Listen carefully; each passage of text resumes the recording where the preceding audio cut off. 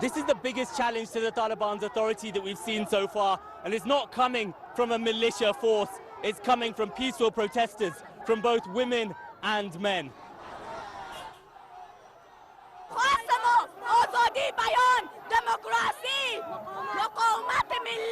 Aren't you afraid?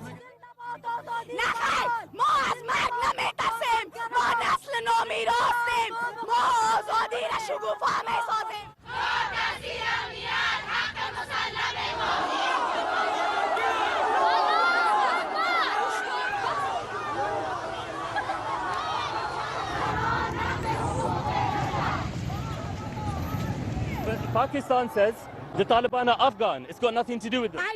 من قبول دارم که اینا میگن که افغانستان، اما در پشت افغانای ما این مردم پد شده، ذهنیت این مردم اینا تغییر میده.